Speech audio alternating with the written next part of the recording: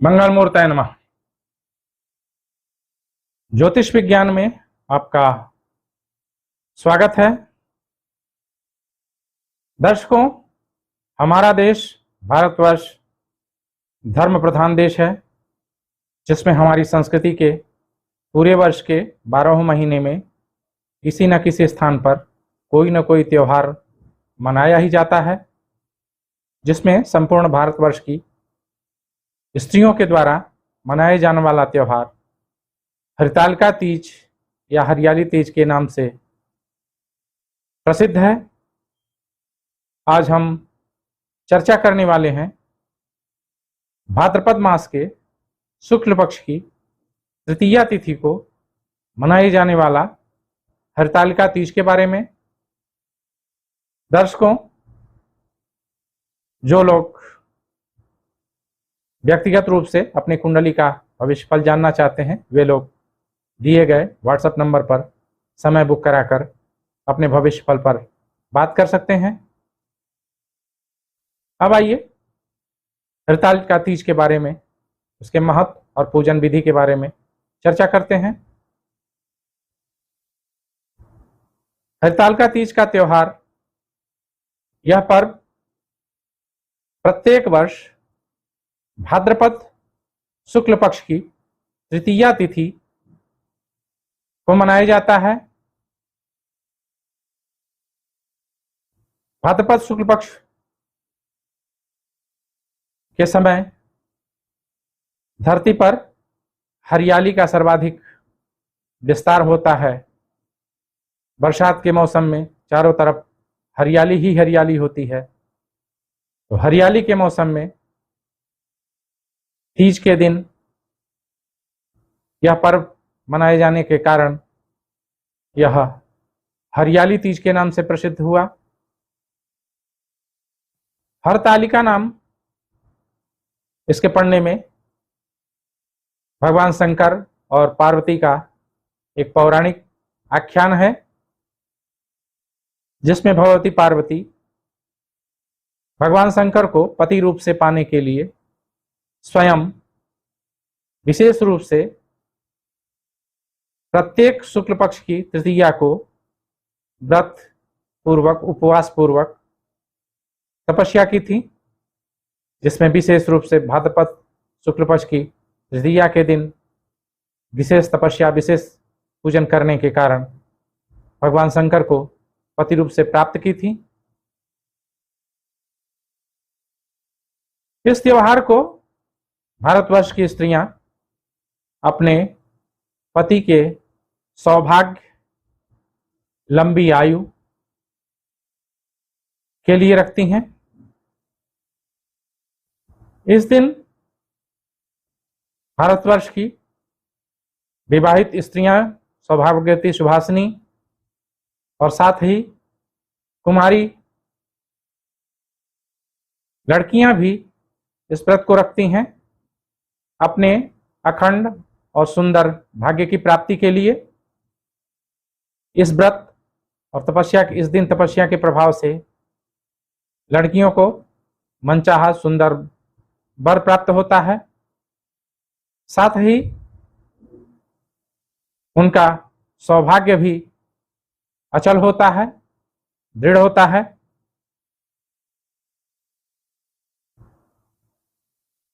यह त्योहार भगवान शंकर के लिए विशेष रूप से शंकर पार्वती को प्रसन्न करने के लिए किया जाता है। इसमें मुख्य रूप से सभी व्रत करने वाली स्त्रियां, सुवासिनियां और कुंवारी लड़कियां भी इस दिन निर्जल उपवास करती हैं। उस दिन जल भी नहीं पीती। सूर्योदय से लेकर के दूसरे दिन सूर्योदय होने तक किसी भी प्रकार का आहार लेना तो दूर, वो जल भी आहार के रूप में नहीं लेती। इसलिए यह व्रत निर्जल होकर के ही किया जाता है। हिंदू पंचांग के अनुसार भाद्रपद माह के शुक्ल पक्ष की तृतीया तिथि को हरतालिका तीज व्रत रखा जाता है। शास्त्रों के अनुसार संपूर्ण 12 महीनों में इसे ही सबसे बड़ा तीज कहा जाता है। हरतालिका तीज से पहले हरियाली के ही मौसम में मनाए जाने वाले कजरी तीज मनाई जाती है, जो श्रावण शुक्ल पक्ष को पड़ती है। हरितालिका तीज के दिन भगवान शंकर और माता पार्वती की विधि विधान से पूजन किया जाता है। उपवास करने वाली सभी स्त्रियां एक साथ एकत्रित होकर के भगवान शंकर पार्वती का साथ में उनके दोनों पुत्र कार्तिकेय और गणेश के साथ पूजन करती हैं। सबसे पहले सारी पूजन सामग्रियों को इकट्ठा करने के बाद साथ में लेकर एक साफ सुथरे जगह पर बैठकर मिट्टी का ही शंकर पार्वती की एक मूर्ति लेकर उस दिन स्थापित करती हैं और उस मूर्ति पर ही शंकर पार्वती के उस मूर्ति पर ही भगवती जगदम्बा पार्वती का और भगवान शंकर का यथोचित जो उनके पास सामग्री होती है उसी का विधि विधान के अनुसार पूजन करती हैं और भगवान शंकर की पार्वती की प्रसन्नता के लिए शास्त्रों में बतलाए गए अनुसार विभिन्न प्रकार के कथाओं को भी सुनती हैं। इस व्रत को रखने से स्त्रियों को अखंड सौभाग्य की प्राप्ति होती है। स्त्रियों के का सर्वाधिक सौभाग्य उनका पति ही होता है। इस व्रत के प्रभाव से उनका पति दीर्घायु, स्वस्थ, आरोग्यवान शरीर वाला, स्वस्थ पुष्ट शरीर वाला और साथ ही धन धान्य से समृद्ध होता है। स्त्रियों का सौभाग्य उसका भारतीय मान्यता के अनुसार उसका पति ही कहलाता है। पति सर्वाधिक ऐश्वर्यवान होगा और साथ में वह स्त्री को सर्वाधिक महत्व देने वाला होगा, प्रेम करने वाला होगा। वही स्त्रियों का सौभाग्य होता है। भारतवर्ष की स्त्रियां अपने को अपने पति के सौभाग्य से ही अपने को भाग्यवान और सौभाग्यवान मानती हैं। इसके पूजन विधि में पूजन की सामग्रियों के साथ साथ भगवान शंकर पार्वती की मिट्टी की मूर्ति स्थापित करनी चाहिए। सबसे पहले मिट्टी की मूर्ति एक बार ही प्रयोग आती है, एक बार में स्थापित करके प्रतिष्ठा करके विधि विधान से पूजन करके फिर उसे विसर्जित कर दिया जाता है। और इस तीज व्रत के दिन एक ही बार पूजन होता है, इसलिए मिट्टी की मूर्ति का प्रयोग करती हैं। इस दिन महिलाएं जो व्रत करती हैं उनको चाहिए कि चाहे वो 2, 4, 5, 10 महिलाओं को एकत्रित करके समुदाय के अनुसार करें अथवा अपने ही घर में सबसे पहले जिस स्थान पर भगवती शंकर पार्वती का पूजन करना हो उस स्थान को गाय के गोबर से लीप लें। उस जगह को, उस स्थान को लेपन करने के बाद एक छोटी चौकी रखें। उस चौकी के ऊपर लाल कपड़ा बिछा लें, रंग बिरंगा सुंदर लगने वाला कोई भी कपड़ा बिछा लें।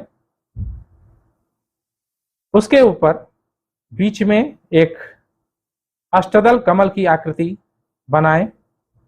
अष्टदल कमल की आकृति रोली से अथवा हल्दी से भी बना सकती हैं, रंगे हुए चावल से भी बना सकती हैं।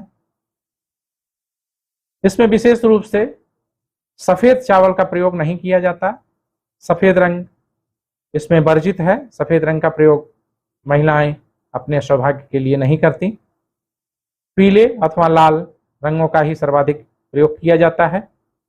नीले, काले, सफेद इत्यादि रंगों का और इन रंगों के पुष्प या किसी भी पदार्थ का इसमें प्रयोग नहीं होता।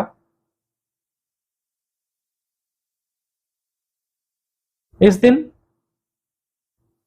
चौकी पर सुंदर लाल पीला चमकीला सुंदर वस्त्र बिछाकर उस पर अष्टदल बनाएं। अष्टदल के ऊपर शंकर पार्वती का मिट्टी का मूर्ति, उस मिट्टी के मूर्ति में गणेश और कार्तिकेय बने हों तो भी सुंदर है। यदि नहीं भी है तो केवल शंकर पार्वती की ही मूर्ति को स्थापित करें। स्थापित करने के बाद विधि पूर्वक उसका पूजन करें। सबसे पहले शंकर पार्वती का ध्यान करें। हाथ जोड़ करके भगवान शंकर और पार्वती का ध्यान के लिए प्रार्थना करें। उनके स्वरूप का आख्यान बोलें। ध्यान करने के बाद फिर पूजन करें। पूजन करने के लिए आचमनी या किसी पात्र में, किसी बर्तन में, चम्मच वगैरह में जल लेकर के मूर्ति के चारों तरफ घुमाएं। उन्हें जलादि समर्पित करें। समर्पण करने के लिए पहले उस मूर्ति में शंकर पार्वती की प्रतिष्ठा कर लें। प्रतिष्ठा इत्यादि के मंत्र इसके दिए गए हैं, विवरण में दिए गए हैं, जिसका प्रयोग कर सकते हैं। या हमारे पहले के वीडियो भगवान दुर्गा, भगवती दुर्गा अथवा भगवान शंकर के पूजन की विधि से भी ले सकते हैं। उस विधि से भी पूजन कर सकते हैं। सबसे पहले ध्यान करके पुष्प चढ़ाएं। पुष्प चढ़ाने के बाद 3 बार जल चढ़ाएं। उसके बाद पंचामृत समर्पित करें। पंचामृत समर्पित करने के लिए वस्त्र समर्पित करें। यदि इस दिन वस्त्र में स्त्रियोचित और पुरुषोचित दोनों वस्त्र नहीं है तो केवल रक्षा सूत्र ही, जिसे कलेवा कहते हैं, उसे ही सूत ही समर्पित करें। रक्षा सूत्र समर्पित करने के बाद यज्ञोपवीत समर्पित करें। यज्ञोपवीत के बाद चंदन, अक्षत, माला, फूल समर्पित करें। इसके बाद सुगंधित द्रव्य इत्र इत्यादि समर्पित करें। इनका छिड़काव करें। अबीर बुक्का चढ़ाएं। सारे चीजों के समर्पण कर लेने के बाद सबसे पहले अगरबत्ती, धूप जलाएं। धूप जलाने के बाद एक छोटा दीपक जला लें। दीपक जलाने के बाद हाथ धो करके फिर शंकर पार्वती के लिए भोग रखें। भोग रखने के बाद हाथ जोड़ करके भोग की प्रार्थना करें। भोग चढ़ाने के बाद फिर प्रसन्नता के लिए जल इत्यादि समर्पण कर लें। उसके बाद भगवान शंकर पार्वती की प्रदक्षिणा करें, उनकी फेरी दे लें। फेरी देने के बाद फिर से उनका ध्यान करके, गुणगान करके पुष्प चढ़ाएं। साथ में पूजन भी समर्पित कर दें। और जिन लोगों को स्तुतियां आता हो, वे शंकर और पार्वती की प्रसन्नता के लिए स्तोत्र और स्तुतियों से विधि पूर्वक गुणगान करें। साथ ही पौराणिक आख्यानों में बहुत से कथाएं बताई गई हैं। उन कथाओं को आपस में वाचन करें, जिसकी पुस्तक बाजार में सर्वाधिक सर्वत्र उपलब्ध है, जिसके सहयोग से कथाओं का वाचन कर सकते हैं। कथाओं के वाचन करने के बाद फिर जो भी उपचार किया गया है, पूजन, कथा श्रवण, स्तुति पाठ, सारा भगवती जगदम्बिका और भगवान शंकर को समर्पित करें। समर्पित करने के बाद फिर अलग से गणेश और कार्तिकेय का पूजन कर लें। पूजन करने के बाद सारा पूजन समर्पित करके फिर प्रसन्नता पूर्वक नमस्कार करें। नमस्कार करके परिक्रमा करके, एक बार परिक्रमा करके फिर भगवती को दंडवत प्रणाम करें। प्रणाम करने के बाद फिर अपने विश्राम स्थल को जाएं। दर्शकों, सूक्ष्म रूप से हरितालिका पर्व के दिन सभी स्त्रियां, सभी सौभाग्य की कामना करने वाली स्त्रियां इस विधि से पूजन कर सकती हैं। दर्शकों, हमारे चैनल पर बहुत प्रकार की पूजन विधियां, बहुत प्रकार के उपाय बताए गए हैं, जिसे चैनल पर जाकर के देख सकते हैं, विस्तार से सुन समझ सकते हैं। चैनल से जुड़ने के लिए चैनल को सब्सक्राइब कर लें और नोटिफिकेशन के लिए ऑल का बेल दबा लें, जिससे समय से नोटिफिकेशन मिल सके और आप जानकारियों का लाभ ले सकें। हरि ओम।